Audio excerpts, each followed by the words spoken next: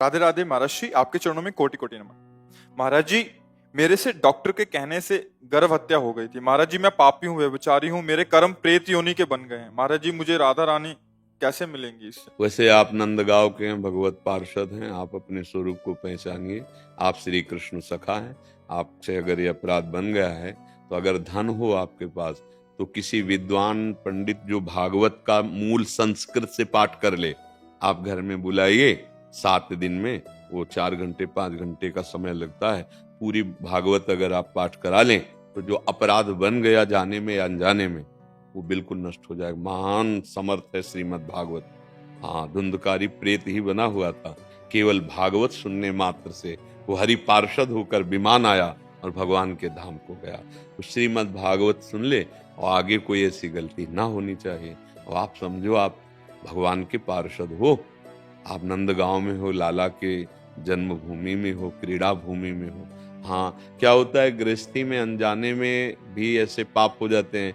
अब जैसे डॉक्टर ने कह दिया कि इसका तो ब्रेन गड़बड़ है, हटा दो, तो कोई ककड़ी खीरा समझेगा क्या? अगर वो ऐसा भी पैदा होता है, आप सेवा करोगे तो मुक्त हो जाओगे। तुम अपने कर्म से मुक्त हो जाओगे, क्योंकि तुम्हारा कर्म उस जीव का कर्म दोनों मिलकर पिता और संतान के रूप में आ रहा है ना, उसे नष्ट नहीं करना चाहिए। बोले इसके तो शरीर के अमुक अंग कमजोर होंगे। हाँ ठीक है, हम सेवा कर लेंगे।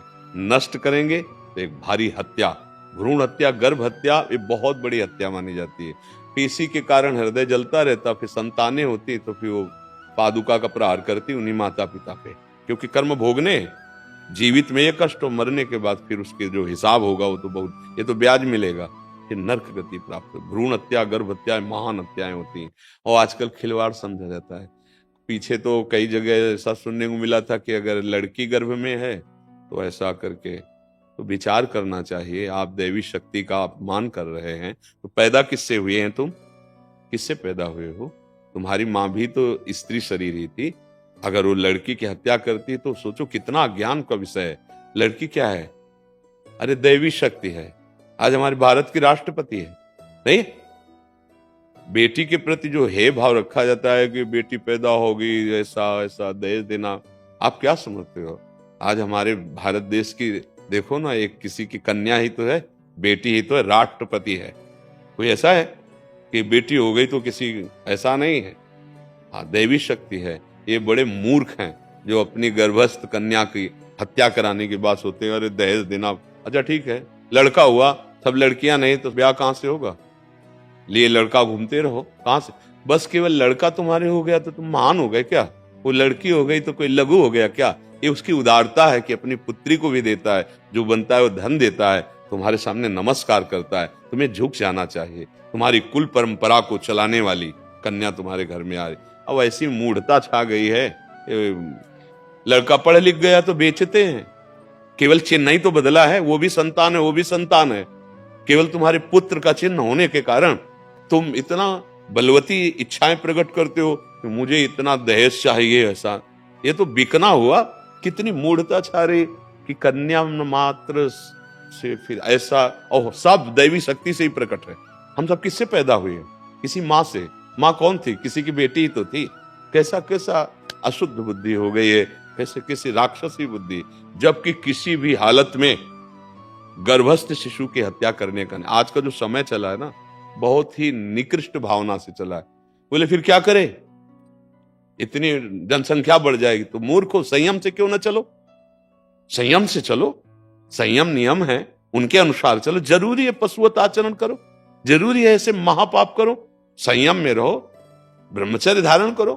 देखो ना, 10-10 हजार वर्ष तक ब्रह्मचर्य रहे और फिर पुत्र प्रकट किया तो गरुण जी, अरुण जी, ऐसे महान भगवत पार्षद प्रकट होते हैं। अगर आप ब्रह्मचर्य रहकर संतान उत्पन्न, कई हमारे सामने ऐसे दृश्य आए कि बोले डॉक्टर ने कहा था कि इसका जो ब्रेन है वो कमजोर है, इसलिए हटा दो। तो हमने हटा दिया। अब उस डॉक्टर को भी नरक मिलेगा और उस माता पिता को भी।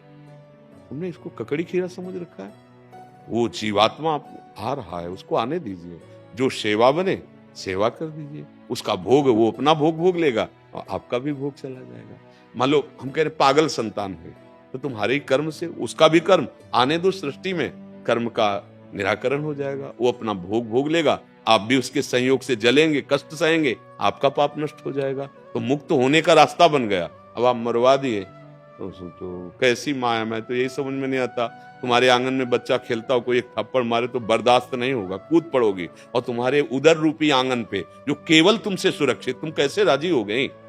कैसे अपने उस उदर में विराजमान अपने लाडले की हत्या कराने की सोच ली? चाहे वो लड़की हो चाहे लड़का हो, तो तुम्हारे आश्रित है। बड़ी बुद्धि खराब। इसीलिए हम कहते हैं भगवान की प्राप्ति के लिए या मोक्ष प्राप्ति के लिए ना सही, कम से कम सही जीवन जीने के लिए तो सत्संग सुन लो।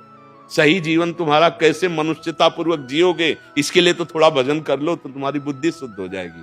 देखो आप कहाँ पावन जगह पर प्रकट हुए, कैसी भावनाएं बनती हैं। तो ऐसा कर लीजिए, और आगे कोई किसी भी गृहस्थ से हमें ये याचना है कि गर्भस्थ शिशु की हत्या मत कराइए। अगर उसका समय पूरा हो गया है तो अपने आप हो जाएगा। हत्या का आप आरोप मत लीजिए, अपने आप हो जाएगा। जिस समय जिसको जहां शरीर पूरा होना है वो अपने आप हो जाता है। आप क्यों उसके निमित्त बने? आप क्यों पाप मोल लें? भगवत मार्ग है और इसी के पर चलने के लिए मानव देह मिला हुआ है। नहीं तो ये रुपया पैसा, ये भोग सामग्री तुम्हें शांति प्रदान नहीं कर पाएगी। जलोगे, तुम्हारे सामने ऐसे विघ्न उपस्थित रहेंगे, हाँ, उनका निवारण नहीं कर सकोगे, क्योंकि महत अपराध बन गया। इसलिए सावधान। आप अभी प्रायश्चित कर सकते हो। श्रीमद् भागवत गरज रही है। कोई हम ये इसलिए नहीं कह रहे कि आप हत्या कराओ और भागवत करवा लो। गलती हो चुकी है, अब उसके लिए प्रायश्चित है। जो सुन रहे हैं वो इस गलती को कभी ना करें। आप अपने संयम में रखो। देखो और भी बहुत से उपाय हैं जिनके द्वारा हम अपनी गृहस्थ धर्म में उचित संतान प्राप्त करके संयम से रह सकते। जरूरी थोड़ी है कि आप असंयम में आकर के गर्भ धारण कराएं फिर उसकी हत्या करवा दें। ऐसा बिल्कुल नहीं, सावधानी से चलें।